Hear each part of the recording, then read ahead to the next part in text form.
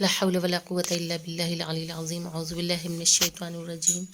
بسم الله الرحمن الرحيم. رب اشرح لي صدري ويسر لي أمري واحلل عقدة من لساني يفقهوا قولي. اللهم صل على محمد وآل محمد وعجل فرجهم.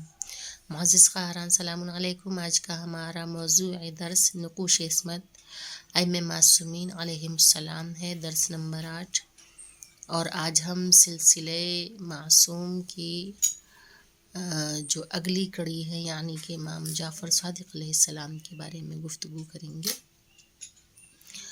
اس کا PDF آپ سب کو بھیجا جا چکا ہے۔ اس کی آڈیو بنا کے ہمیں واٹس ایپ اور ٹیلی گرام پہ ضرور بھیجیں۔ اس کے علاوہ جو بھی آپ لوگوں کو سوالات پوچھنا ہو وہ آپ پوچھ سکتے ہیں، اگر سمجھ میں نہ آئے تو درس کا آغاز کرتے ہیں نقوش عصمت کتاب سے۔ حالات زندگی امام جعفر صادق علیہ السلام کے بارے میں آج ہم مختصراً جائزہ لیں گے، چھٹے امام کی حالات زندگی سے متعلق۔ تو آپ امام زین العابدین علیہ السلام جناب فاطمہ بنت امام حسن علیہ السلام کے پوتے ہیں، اور حضرت امام محمد باقر علیہ السلام ام فروا بنت قاسم بن محمد بن ابی بکر کے فرزند ہیں۔ 17 ربیع الاول سن 83 ہجری کو مطلع امامت پر چھٹے امام و 8ویں معصوم کی ولادت باسعادت مدینہ منورہ میں ہوئی۔ گویا نگاہ قدرت میں ماہ ربیع الاول کی 17 تاریخ صداقت کے لیے راس آ گئی کہ جس طرح سے 17 ربیع الاول کو رسول خدا حضرت محمد مصطفیٰ صلی اللہ علیہ وآلہ وسلم اس دنیا میں تشریف لائے، اسی طرح سے 17 ربیع الاول کو ہمارے اور آپ کے چھٹے امام جعفر صادق علیہ السلام کی بھی ولادت کا دن ہے۔ تو یہ ان دونوں صادقین کی ولادت کا جو تاریخ ہے وہ 17 ربیع الاول ہے، اور اللہ تعالیٰ نے ہر صادق یعنی کہ ہر سچے کو، ہر صادق کو بھیجنے کے لیے اسی تاریخ کا انتخاب کیا، اور اس طرح دادا اور پوتے کی تاریخ صداقت بھی متحد ہو گئی۔ اور چونکہ مسلک آل محمد یعنی کہ آل محمد کو چاہنے والے، محمد و آل محمد کے ماننے والے تو جو ہیں، ان کی مسلک آل محمد ذاتی افکار کا نتیجہ نہیں ہے کہ کسی کی یہ ذاتی سوچ کی وجہ سے یہ مذہب بنیاد میں آیا، یہ مسلک کی بنیاد پڑی، نہیں، بلکہ ایسا ہرگز نہیں ہے، بلکہ خدائی اخبار کا نتیجہ ہے، یہ خدا کی طرف سے دی ہوئی خبروں کا نتیجہ ہے مسلک آل محمد۔ اور اخبار کا دار و مدار خبر دینے والے کی صداقت ہی پر ہوتا ہے۔ تو جو خبریں جو پہنچتی ہیں وہ کس سے پہنچتی ہیں کہ سارا دار و مدار خبر پہنچانے والے پہ ہی ڈیپینڈ کرتا ہے کہ وہ صادق اور امین ہو۔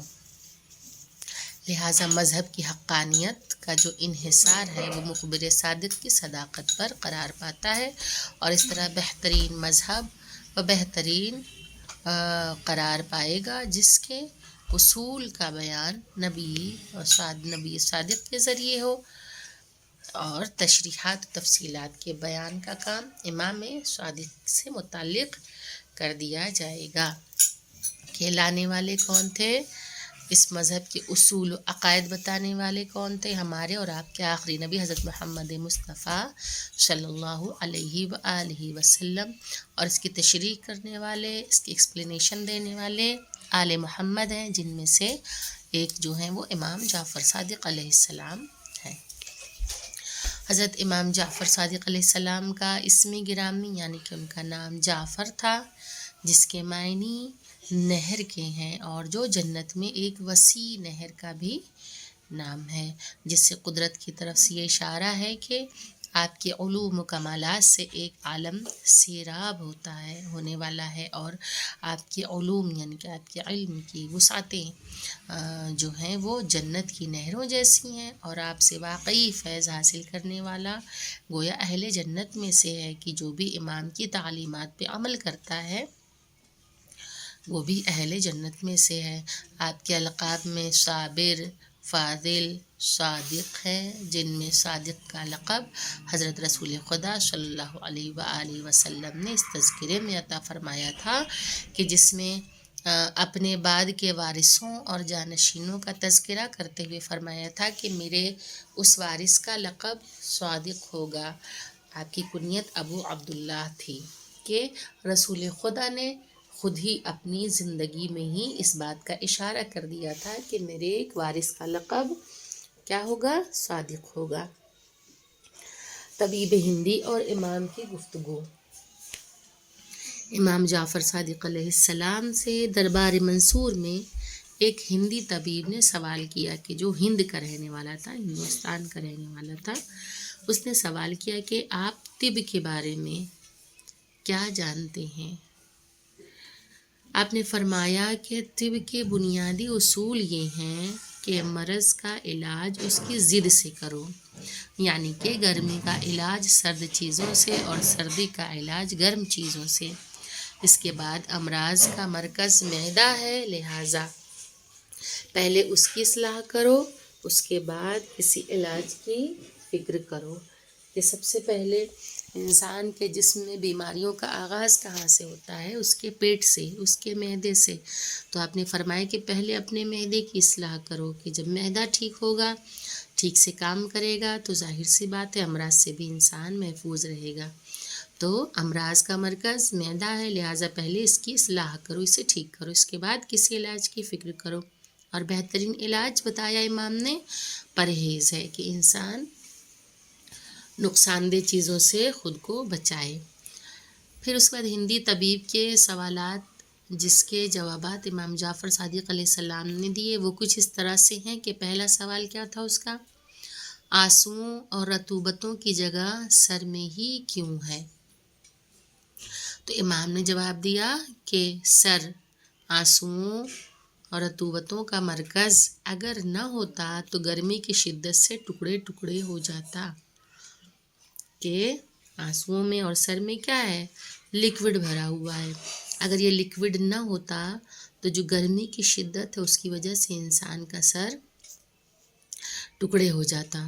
اس لیے آنسوؤں اور رطوبتوں کو سر میں رکھا گیا کہ یہ لکوڈ جو ہیں وہ انسان کے جسم میں سب سے اوپر ہے کہ جس کی وجہ سے پوری باڈی جو ہے وہ اچھے طریقے سے کام کرتی ہے، ورنہ اگر یہ لکوڈ نہ ہوتا سر میں تو کیا ہوتا کہ سر ٹکڑے ہو جاتا۔ اس کے بعد پھر اس نے سوال کیا کہ بال سر پر ہی کیوں اور پیشانی پر بال کیوں نہیں ہیں؟ اور یہ ایسا سوال ہے کہ ہر کسی کے ذہن میں آتا ہے، ایک کامن سوال ہے کہ سر پر ہی بال کیوں ہیں اور پیشانی پہ بال کیوں نہیں اگتے ہیں؟ تو امام جعفر صادق علیہ السلام نے اس کے جواب میں فرمایا کہ اگر سر پر بال نہ ہوتے تو تیل وغیرہ جڑوں تک نہیں پہنچ سکتا تھا اور دماغ سردی و گرمی سے محفوظ نہیں ہو سکتا تھا۔ تو یہ جو بال ہیں یہ حفاظت کرتے ہیں، کیونکہ انسان کے جسم میں سب سے زیادہ ایسے تو سارے پارٹس آف باڈی اہمیت کے حامل ہیں، لیکن سب سے زیادہ جو اہمیت کا حامل ہے وہ انسان کا سر ہے کہ اگر ذہنی توازن انسان کا بگڑ جائے تو ظاہر سی بات ہے اگر سر میں دماغ میں کوئی بیماری پیدا ہوتی ہے تو انسان کے جسم پہ اس کا اثر پڑتا ہے۔ خدا نخواستہ اگر کچھ ایک رگ کا بھی اگر کبھی کچھ فالٹ ہو جاتا ہے تو انسان کے چلنے میں ہی اس کا بیلنس بگڑنے لگتا ہے۔ تو دماغ کو سردی اور گرمی سے محفوظ رکھنے کے لیے جو یہ بال ہیں یہ زیادہ گرمی سے بھی دماغ کو پروٹیکٹ کرتے ہیں، سر کو پروٹیکشن دیتے ہیں، اور سردی سے بھی سر کو پروٹیکشن دیتے ہیں۔ پیشانی بالوں سے اس لیے خالی ہے کہ اس جگہ سے آنکھوں تک نور پہنچتا ہے۔ اس کے بعد پھر اس نے اگلا سوال کیا، پیشانی پر شکن کیوں ہے؟ جو لائنز بن جاتی ہیں پیشانی پہ اس کے بارے میں۔ تو جو لائنز ہیں، جو شکنیں ہیں وہ کیوں ہیں؟ اور دونوں پلکیں آنکھوں کے اوپر کیوں ہیں؟ اس طبیب ہندی کا جب یہ سوال امام نے سنا تو امام نے جواب دیا کہ آپ نے فرمایا کہ پیشانی پر شکن اس لیے ہے کہ آنکھیں پسینہ وغیرہ سے محفوظ رہیں، اور پلکیں اس لیے ہیں تاکہ تمازت آفتاب سے بقدر ضرورت اثر کر سکے اور سونے میں بھی سہولت ہو۔ کہ اگر پیشانی پہ لائن نہیں ہوتی تو کیا ہوتا، جو پسینہ ہے پیشانی کا، سر کا جو پسینہ ہے وہ بہہ کر سیدھے انسان کی آنکھوں میں چلا جاتا. تو اس لیے حفاظت کے لیے پیشانی پہ لائن ہوتی ہے کہ جب تک پسینہ نیچے بہہ کے تب تک انسان کو احساس ہو جاتا ہے اور وہ اسے پوچھ لیتا ہے، صاف کر لیتا ہے، تو وہ آنکھوں تک جانے سے محفوظ ہو جاتا ہے، اس سے آنکھیں بچ جاتی ہیں. اور پھر فرمایا کیا امام نے کہ اور جو پلکیں آنکھوں کے اوپر کیوں ہیں، تو اس لیے ہیں کہ تاکہ تمازت آفتاب سے، یعنی کہ جو دھوپ کی جو ریز ہے، جو کرنیں ہیں، جو اس کی گرمی ہے، اس سے آنکھیں جو ہے وہ محفوظ رہ سکیں. کیونکہ آنکھوں کا آنکھیں کیا ہے، یہ ایک چربی کا ڈھیلا ہی تو ہیں، اور یہ آنکھیں ان کو پروٹیکشن دینے کے لیے، گرمی سے بچانے کے لیے، سورج کی تمازت سے بچانے کے لیے اللہ نے پلکیں جو ہے وہ آنکھوں کے اوپر دی ہیں کہ انسان ضرورت کے اعتبار سے. اور اللہ نے کس قدر سینس دیا ہے کہ اگر ذرا سا بھی کوئی چیز آنکھ کی طرف اڑ کے آتی، اس سے پہلے پلکوں کو، آنکھوں کو یہ احساس ہو جاتا ہے کہ آنکھ کی طرف کچھ آ رہا ہے، تو جلدی سے اس کی پلکیں بند ہو جاتی ہیں. تو آنکھوں کی حفاظت کے لیے. اور سونے کے وقت بھی کہ اگر پلکیں نہ ہوتی تو انسان کیسے آنکھ بند کر کے سوتا، اس کی آنکھیں تو کھلی رہتی، اسے سب کچھ دکھائی دیتا، تو وہ سو بھی نہ پاتا. تو سونے میں بھی سہولت ہو سکے. پھر وہ اگلا سوال کرتا ہے کہ ناک دونوں آنکھوں کے درمیان کیوں ہے، اور آنکھیں بادام کی شکل میں کیوں ہیں، کہ جو آنکھوں کا شیپ ہے وہ بادام کی طرح سے کیوں ہے. تو امام جعفر صادق علیہ السلام نے کیا جواب دیا کہ آپ نے فرمایا کہ ناک دونوں آنکھوں کے درمیان اس لیے ہے تاکہ نور، جو روشنی ہے، جو نور ہے، وہ دو حصوں میں بٹ جائے اور دو حصوں میں تقسیم ہو کر آنکھوں تک پہنچے. اور آنکھیں بادام کی شکل میں اس لیے ہیں کہ سرما وغیرہ کا استعمال آسانی سے ہو سکے. پھر وہ اگلا سوال کرتا ہے مردوں کے داڑھی کیوں ہے، ناخن و بال میں جان کیوں نہیں ہے. تو آپ نے فرمایا کہ مرد کو داڑھی اس لیے دی گئی ہے تاکہ عورت اور مرد میں فرق قائم ہو سکے، امتیاز قائم ہو. اور ناخن و بال میں جان اس لیے نہیں ہے کہ انہیں بار بار کاٹنا پڑتا ہے، کہ یہ سب چیزیں کیا ہیں، یہ بڑھنے والی ہیں. ناخن بھی بڑھتا ہے انسان کا، بال بھی بڑھتا ہے. تو اگر اس میں جان ہوتی تو کیا ہوتا ہے، انسان کو اسے کاٹنے میں تکلیف ہوتی. لہٰذا اللہ نے بال اور ناخن میں جان نہیں رکھی ہے. امام جعفر صادق علیہ السلام کا اخلاق کریمانہ اس قدر بلند ہے کہ امام علیہ السلام، یعنی کہ امام جعفر صادق علیہ السلام کا ایک غلام بازار سامان لینے گیا. جب واپسی میں تاخیر ہو گئی، اسے جب دیر ہو گئی تو آپ اس کی تلاش میں گھر سے نکلے. آپ نے دیکھا کہ ایک مقام پر وہ سو رہا ہے. آپ نے اسے جگانے کے بجائے اس کے سرہانے بیٹھ گئے اور پنکھا جھلنا شروع کر دیا. اس سے بڑھ کے کیا اخلاق کریمانہ ہو سکتا ہے کہ ایک غلام ہے، ایک نوکر ہے، اور امام اس کے ساتھ کتنی شفقت سے پیش آ رہے ہیں کہ وہ غلام بازار سے آتے آتے راستے میں ہی سو گیا. تو آپ کیا کرنے لگے، اس کے سرانے بیٹھ کے پنکھا جلنے لگے. جب اس کی آنکھ کھلی تو بے حد پریشان ہوا کہ ظاہر سی بات ہے کہ غلام کو آقا بیٹھ کے پنکھا جلے تو پریشان تو ہوگا غلام. تو وہ بہت زیادہ شرمندہ ہو گیا. تو امام نے کتنے محبت سے، کتنے خلوص سے، اخلاقیت سے پر لہجے میں اس سے کہا کہ اللہ تعالیٰ نے دن کام کے لیے اور رات کو سونے کے لیے بنایا ہے، آئندہ اس بات کا خیال رکھنا. آپ کی حدیث مبارکہ پہ اگر نظر کریں تو امام علیہ السلام کے جو اقوال زرین ہیں، جو امام نے احادیث جو ارشاد فرمائی ہیں، اس میں بھی علم و حکمت کا خزانہ موجے مارتا ہوا نظر آتا ہے کہ امام جعفر صادق علیہ السلام نے ارشاد فرمایا کہ بے شک اللہ تعالیٰ کی معرفت ہر وحشت میں سبب انس ہے اور ہر تنہائی میں ساتھی ہے. کہ انسان جب معرفت پروردگار حاصل کر لیتا ہے، خدا کا قرب ایسا ہے کہ انسان کو وحشت کے وقت، تنہائی کے وقت، جب گھبراہٹ کا وقت ہوتا ہے، اس وقت وہ محبت جو ہے وہ اس کے لیے ایک مونس ہے، ایک ساتھی کا کام کرتی ہے اور ہر تنہائی میں اس کا ساتھ دیتی ہے. کیا معرفت خداوندی، اور ہر تاریکی کا نور ہے، اندھیروں میں یہ روشنی کا کام کرتی ہے، اور ہر کمزور کی طاقت ہے، ہر بیماری کی شفا ہے. کہ ایک کمزور انسان اگر کچھ نہیں کر سکتا تو وہ اللہ سے لو لگاتا ہے، اور پروردگار عالم ہر کمزور کے ساتھ ہے. اور نام خدا جو ہے وہ شفا ہے، وہ دوا کا کام کرتا ہے. معرفت پروردگار ہر بیماری کے لیے شفا ہے. امام جعفر صادق علیہ السلام نے ارشاد فرمایا کہ قضاوت کرنے والا یعنی فیصلہ کرنے والا جو جج ہے، جو قاضی ہے، تو کیا فرمایا، قضاوت کرنے والے 4 قسم کے ہوتے ہیں، ان میں 1 جنتی اور 3 جہنمی ہیں. تو جو پہلی صفت بتائی ہے جہنمی ہونے کی اس قاضی کے، کہ جو جان کر غلط فیصلہ کرے وہ جہنمی ہے، کہ اسے سب کچھ حقیقت معلوم ہے لیکن وہ ساری حقیقت کو جانتے بوجھتے فیصلہ غلط کرتا ہے، تو ایسا قاضی، ایسا جج جو ہے وہ جہنمی ہے. اس کے بعد نمبر 2، جو غلط فیصلہ لا علمی میں کرے وہ جہنمی ہے، کہ اسے کچھ پتہ ہی نہیں تھا اور اس نے فیصلہ سنا دیا، اس نے اپنا ججمنٹ دے دیا، تو وہ بھی جہنمی ہے. جو فیصلہ، اس کے بعد تیسرا پوائنٹ ہے، جو صحیح فیصلہ کرے مگر جہالت و لا علمی کی بنا پر کرے وہ بھی جہنمی ہے.